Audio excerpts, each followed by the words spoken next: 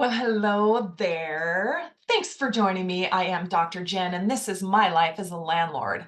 I'm so pleased you joined me today to educate yourself as a landlord, whether you are a self-managing landlord or you're utilizing a property manager, or maybe you are a property manager.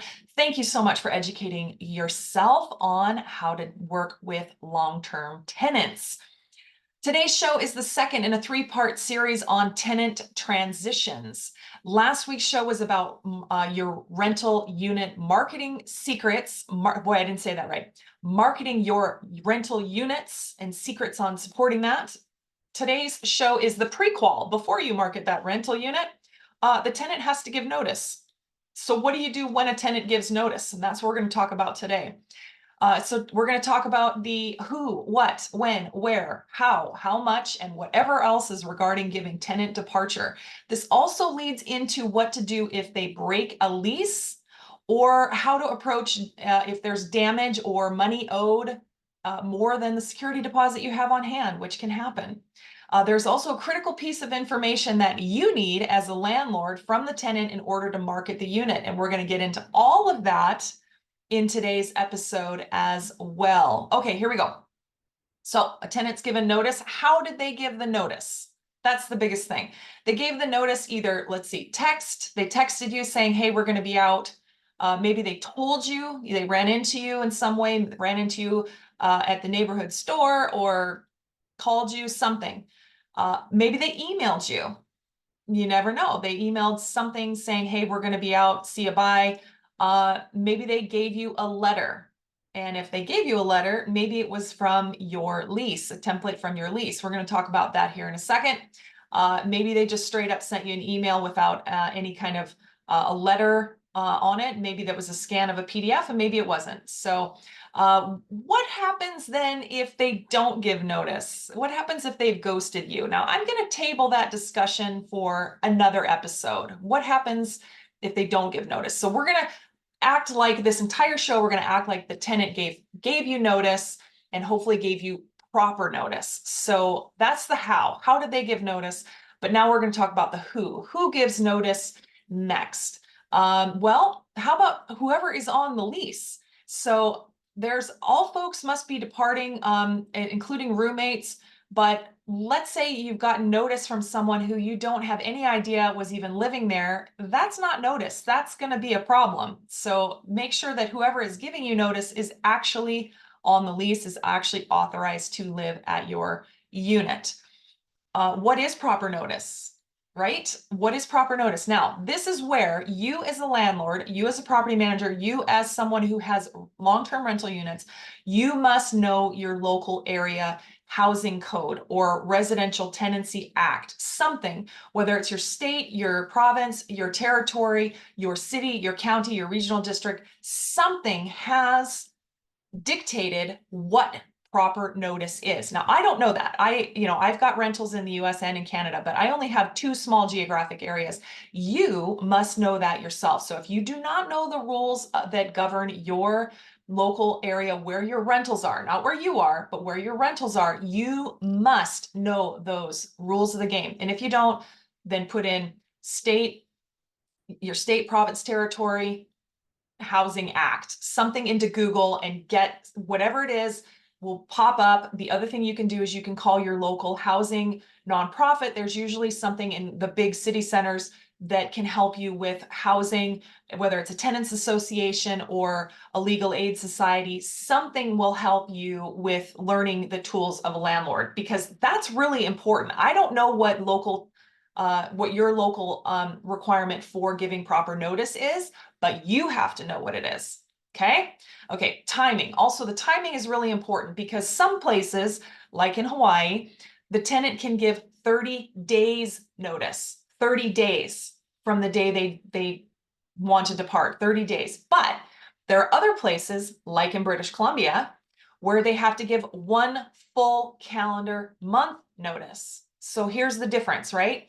So let's say the tenant is going to give you notice on the 10th of the month that they're going to leave on the 30th.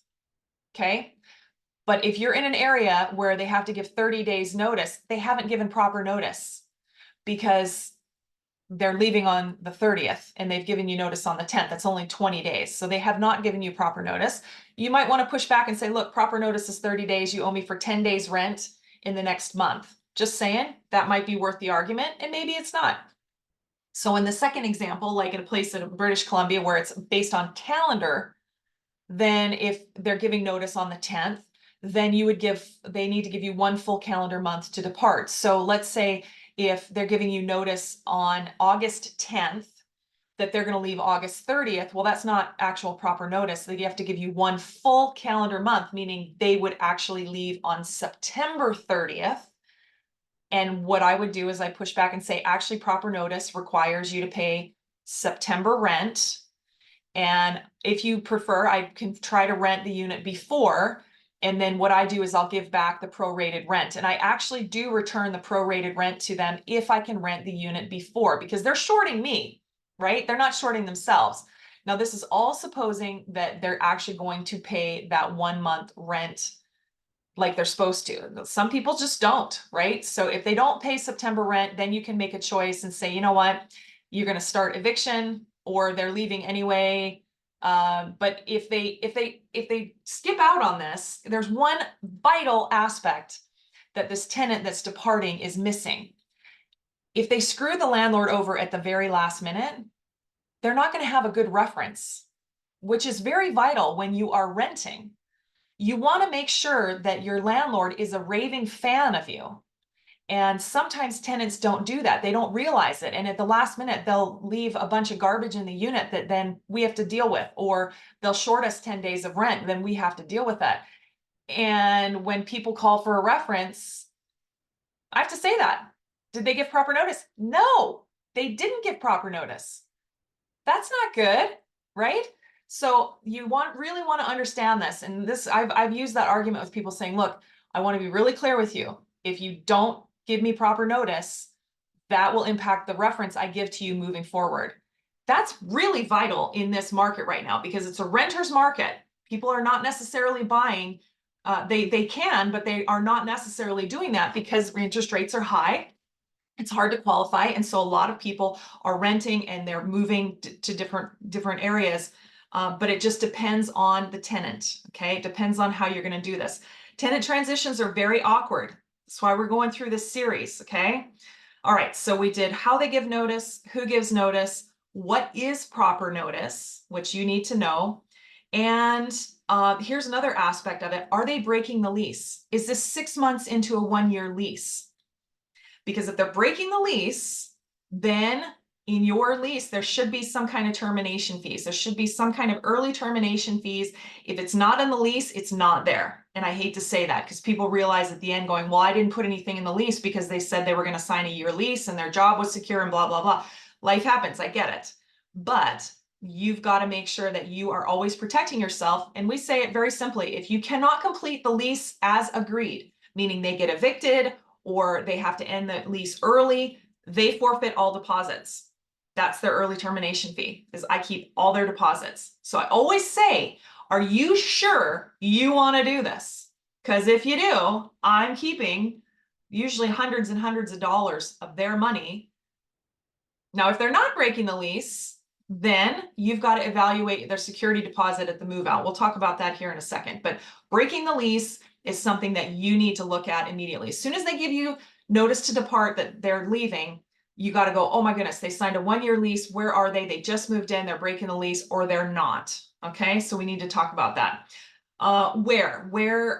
What's the unit address? That's very simple, but it needs to be on the notice. Why are they breaking the lease, or why are they departing?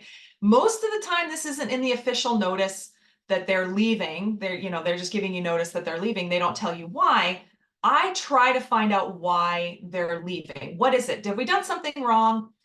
It usually has nothing to do with the landlord. Most of the time, it has nothing to do with the landlord. Most of the time, it has to do with their job or their work or their kids, or maybe they've bought something. That's actually the number one reason over the years that we have had people depart, is because they have bought a house or a condo, or they're moving back with families, something like that. It has nothing to do with us. So I'm happy to report that. That's actually a big gold star on us. So I'm happy to do that.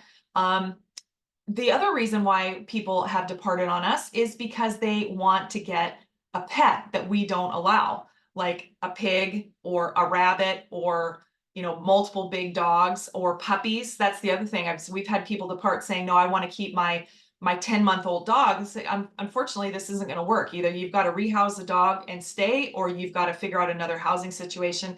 And honestly, we don't hold a gun to people's head. If they really want to leave and be happy somewhere else, go do it. That's what we do. That's my philosophy. It's just I would rather someone be happy and settled and just and be with their pet if that's what they want to do. Sometimes we have people depart because of a sick relative. As a lot of folks as parents and grandparents are aging, that's happening a lot where they're saying, you know what, I've got to move back and take care of my aging family member, whatever it is. So that can happen. And we try to help them. That's another reason why I'm looking of why are they giving notice to depart? Why is this? And if we can help, then we try to help. We just it's something that we're supporting them with their housing. It's not something where it's like, okay, you're given notice, you're gone, bye-bye, you're out of here, whatever. We try really hard to support people as they are in transition, right? Okay. Let's talk more about when the tenant departs. How much do they have to pay? Honestly, is there anything they have to pay? Sometimes they have to pay an additional few days of rent or an additional month of rent, which again is to just so that they have proper notice. They can have that final good reference from a landlord that they did give proper notice. Early termination fees. And sometimes when people have to depart, something happens and I keep their deposits, and people will call for a reference, and I will say, look, I kept their fees only because they had just moved in and this happened or this happened, but I would rent to them again in a heartbeat. I would rent to them again. Now, we don't normally do that. If there's some extenuating circumstances, we are human. We're not just trying to run a business and just, everything is completely without emotion. That's not exactly true. But we also want to make sure that on the flip side of that, if there has been damage done to the unit, if it is more than normal wear and tear, if there's been sledgehammers to the walls, if kids have been hanging on cabinets or faucets, and it's a major damage and it's more than the security deposit, or maybe it's not more than the security deposit, but you have to withhold some of the security deposit. Again, you must know your local rules on this. You have got to know how that you are withholding security deposit, how to properly document it, how to properly deliver it to them that you're withholding it, or how to properly return either all or part of the security deposit. In the event you have more damage than just the security deposit, then very likely you either have to go to arbitration or small claims, or sometimes both. But again, you need to educate yourself on how to do this. And some of you might be cringing right now going, oh my gosh, Jen, this is a lot of work. This is a lot of awkward conversations, and I'm not sure I want to do this. Okay, well, guess what? This is business. This is business. This isn't just landlording. This is business in general. And you talk to any restaurant owner, any retail shop owner, any kind of construction worker, a person who owns a construction company like my husband, guess what? Anytime you have money involved, it can get awkward. And this is part of the awkwardness of this type of industry. So we want to make sure you understand that about how much is involved in all of that. But let's keep going. When a tenant gives notice, it's really, really important. There's one final thing that they need to tell you. Actually, two final things. I lied. Two final things. They need to give you a forwarding address. They need to give you a forwarding address. And why is that? It's because you have to be able to continue to talk with them or at least return the deposit. And that is what I look at and say, you know what, you don't have to give me a forwarding address. Even though, depending on where the rental is, they legally are supposed to give that to me. But how do you want this deposit returned or partial deposit returned? How do you want me to communicate with you? So if they don't give you a forwarding address, then how are you supposed to return the deposit? Well, one thing you can do is you can mail it certified to the unit, and it will probably get forwarded to them. And if it doesn't get forwarded to them, it'll come back to you. At which point, if there's an issue, say, you know what, you have to go to arbitration or to small claims, say, I tried to return the deposit. I tried to give invoices and explain how there was damage. I tried to do this and it came back to me. So you want to make sure that you are understanding the rules of returning the deposit, and then what happens if they don't leave you a forwarding address. If you are really interested in tracking someone down, I did do a episode 82 was on skip tracing. And skip tracing is all about finding people who don't want to be found, right? And so if you're interested in that, if you're really looking to try to find a former tenant who's maybe trashed a unit or owes you a bunch of money, skip tracing might be sort of your last resort. So just an idea if you're into that. Okay, so let's go back to the most critical part of what a tenant gives you when they give you notice that they're leaving. And that is the date of departure. And it's not necessarily the day that they've paid their rent through. Remember the whole scenario where they're going to give their notice on August 10th, but they're actually going to depart on September 30th. What happens if they're not actually going to stay in the unit until September 30th? What happens, like they had said, you know what, I'm going to pay my September rent, but I'm actually leaving the unit. I'm actually leaving the unit September 5th, let's just say. So the date of departure actually will be closer to the 5th. I don't ever say it's the 5th because they'll get to the 5th and then they'll panic and it'll actually be the 7th or the 8th or the 10th. So typically the date of departure is the date that is the actual day that could be the first day of the next lease. You follow? The date of departure is the day that the unit could be available to the next tenant. Now that is critical because that is the piece of information that goes into your marketing ad. Everything else can be templated. Your layout, your pictures, everything else can be templated. But the date of departure, the date that the unit is available to the next tenant, is the one piece that when a tenant gives notice, they need to tell you. So here's how I play this. Let's say this tenant, like I said, the example we keep doing, August 10th, they're actually going to depart. They're saying September 5th. Let's say they've paid September rent through September to the 30th. Okay. What I will do is I will put my marketing ads up and I will say September 10th or before, or sometimes depending on how long they've been in the unit, I might say September 15th or before. The unit would be available September 15th or before. Now, when the tenant actually leaves and you do your move out condition inspection, right? You need to walk through the unit with them. You need to mark any issues with the condition, whether it's beyond normal wear and tear, sledgehammers to the doors, hanging on the faucets. What about the keys? If they didn't return keys, you've got to deal with keys and getting keys copies or locks changed, things like that. But when you're actually doing your move out, then you can evaluate how much work is going to be involved. Like if we're talking days and days and days of painting and scrubbing and things like that, what if they've smoked in the unit? That's the worst thing that somebody can do is smoke in a unit. Complete trashing the unit, in my opinion. It's worse than sledgehammer in the wall. I'd rather take a sledgehammer in the wall to the drywall than have somebody smoke in the unit, by far. So anyway, but you need that date of departure. So if they're saying September 5th, let's say it gets to the 5th, we haven't heard from them. It's actually happens, the move out inspection happens on the 10th. Then we scramble knowing that this unit is coming available. Then we're going to start advertising. As soon as they give notice, we're going to start advertising that that unit is available September 15th or before. Okay, that's how I do that. But that date of departure is really critical. It's not the actual day they've paid rent. It's the day that they're actually leaving, that we get possession of the unit back. Now you might be thinking, well, what about all the rent that they've paid? Remember, I've been advertising since August 10th when they gave notice to depart. I've been advertising for a new tenant to start September 15th or before, right?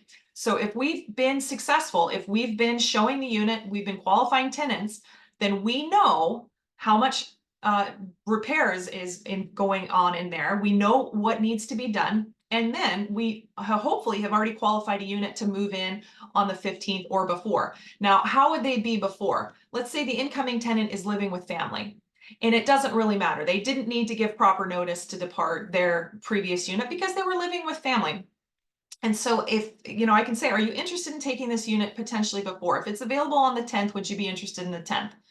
Yes, maybe they want it. You know what? The 15th falls on a Saturday. I'd rather take it on the 15th. Okay. But that gives you another gauge to help start your lease. I hope that all makes sense. I think I spoke a lot really fast about that. So, okay, let's go back to when the tenant gives notice to depart. They've given you proper notice. Let's say all these different things we've been talking about. The fastest thing that I've always said when somebody gives notice to depart is, what's the status of the unit? Now, if you're doing your annual maintenance or you're doing your regular maintenance, you have very likely been in the unit, or your team has been in the unit quite often. You're doing things like fire inspections, you're doing annual maintenance to make sure there's no water damage. You've been in the unit quite a bit. So if there are sledgehammers to the walls, or there's gouges in the floors, or missing and damaged blinds, or doors are missing, or something major is missing, you are very likely going to take note of that, going, we might need a little bit extra time in between the next tenants. So you might know that. Now, we've got a situation right now that we've had a vacancy. We had a tenant depart because she had a family member that was very ill. And so we were in this exact same scenario, which is why it's a very easy scenario for me to be in, because I'm actually in this scenario right now. So we knew from a while back with our periodic maintenance that she's been doing a great job. There was no damage, no issues. And so here we are. She's basically turned the unit back over to us, and it's perfect. Doesn't even need cleaned, which never happens. We almost always have to clean and or paint. But typically, if your departure date that the tenant gives you is, say, the 5th, and you're starting to market for the 15th, make sure you budget for a day or 2 or 3 in there for cleaners, maybe some painting, maybe just some minor freshen ups. Changing locks. You just never know what you might need to do. So just encounter that. Don't say, okay, the tenant said the move out date is the 5th. I'm going to rent it on the 5th. You can get yourself into a really sticky situation. You might be paying for some hotel rooms. So just be careful when you do that. That's why I always give myself a buffer. Try to give myself a buffer between 5 and 10 days. And I do that because the departing tenant might take longer and the incoming tenant might want it earlier. But in my budget, the day is typically about 10 days after the date of departure, give or take. Okay. Let's talk about, let's see, what are we talking about next? Oh, last, list the ad unit available date or before. We talked about this. Application is on the website, or if you're using software, give them an action item. I talked about this in last week's show. So if you haven't listened to last week's show, that's episode 94 about marketing your unit, please go back and listen to that, about exactly how do you pre-qual tenants and how do you get them into, into the qualification process. And that's it. This is the second of the series in tenant transitions. I started looking at the questions that you guys are all asking. And so I said, you know what? We need to talk more about marketing the unit. What actually happens after you stop panicking when a tenant gives notice? And then what do you do with security deposits and then getting a new tenant in? So one of the things that I want to make sure that you know as a landlord that is vital in this whole transition process is you want to make sure that you have a template or wording in your lease of when a tenant wants to leave, when they want to depart. What exactly do they do? Well, you want to make sure that they have instructions on how to give proper notice right in the lease. In fact, on my lease addendum, on the very last page is the departing tenant simply literally would take, if they do have a hard copy lease, they just take the last page off, they fill it out, and they can either scan, email, or mail it to me so that you have all of the information you need for proper notice. This is really, really vital. And it's very likely, this information is very likely in your local housing act or tenancy code. There's usually some instructions where it says exactly how a tenant has to give you proper notice of departure.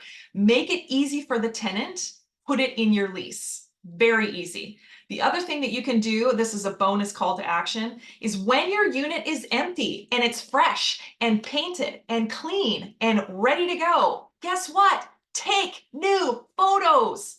Oh my gosh, I can't tell you how many times we've gotten a tenant in and went, oh crap, I forgot to take photos. And then that tenant's in there for another 2, 3, 4, 10 years. You never know. Make sure that when the unit is empty, take new photos. Oh my gosh, I can't tell you how many times that's happened to me. Anyway, such is life. In today's episodes, I talked about the importance of the departure date, along with the tenant leaving one of your units and how to deal with money they owe you after they leave. If you enjoyed today's show, the biggest compliment you can give me is by leaving a review so people who need my podcast can find me. Join me next week for the final 3-part series about tenant transitions, and we talk about how we rent to roommates, 2 individuals renting as roommates. We talk about how that works. I will see you there.